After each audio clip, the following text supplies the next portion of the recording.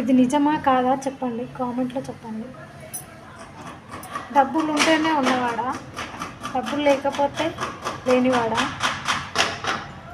డబ్బు సమస్య కాదు, మంచి మనసు ఉందా, పెట్టే గుణం ఉందా, దయా జాలి ఉన్నాయా అన్నది. ఏమొస్తుంది మనతో? డబ్బు వస్తుందా? మంచి మాటనే కదా, మంచి ప్రేమనే కదా. కానీ నీకు హోదా ఉందని, నాకు ఇంత డబ్బు ఉందని, ఇంత సంపాదన ఉందని, ఇన్ని బిల్డింగులు ఉన్నాయని, కార్లు బంగ్లాలు ఉన్నాయని మురిసిపోకు. ఏదో ఒక రోజు అవన్నీ నువ్వు విడిచిపెట్టి పోవాల్సిందే. అవునా కాదా?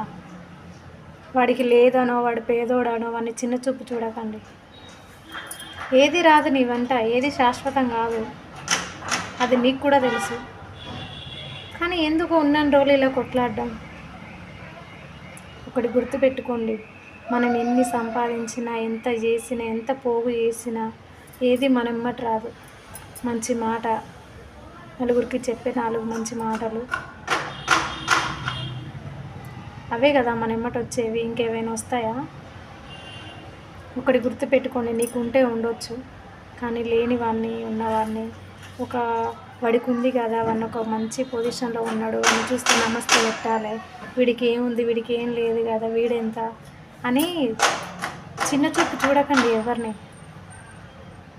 ఎవరి సత్తా ఏంటో టైం వచ్చినప్పుడు కాలమే నిర్ణయిస్తుంది కదా.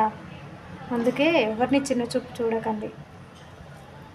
మనీ ఉందని దగ్గరికి తీయడం, మనీ లేదని దూరం పెట్టడం అలాంటివి చేయకండి. మనిషి ఎప్పుడైనా, నీకు పైసా ఉన్నా లేకున్నా, ఎప్పుడైనా ఒకటే తీరు ఉండాలి. నీకు ఈరోజు డబ్బు వచ్చిందని నువ్వు ఏదో పెద్ద పెద్ద మాటలు మాట్లాడుకుంటా, పెద్ద పెద్ద వాడెంత వీడెంత, నా దగ్గర పైసలు అడగ నీకు వచ్చిన అది ఇది అంటే కరెక్ట్? అదేమన్నా మనిషికి మనిషి ఖచ్చితంగా సాయం పడుతుంది, అవునా కాదా? మనం అనుకోవచ్చు, నా దగ్గర డబ్బు ఉంది కదా, కోట్లు ఉన్నాయి కదా, సంపాదన ఉంది కదా, కారు ఉంది కదా, బంగ్లా ఉంది కదా అని. కానీ ఏదో ఒక రోజు పేదవాడి దగ్గర నువ్వు చేయి చాచాల్సిన అవసరం వస్తుంది ఖచ్చితంగా. అందుకే ఉన్నవాడు లేడివాడు కాకుండా అందరం మంచిగా కలిసి ఉంటే బాగుంటుంది. నీకు పైసా ఉందని విర్రవీగకు, అర్థమైందా?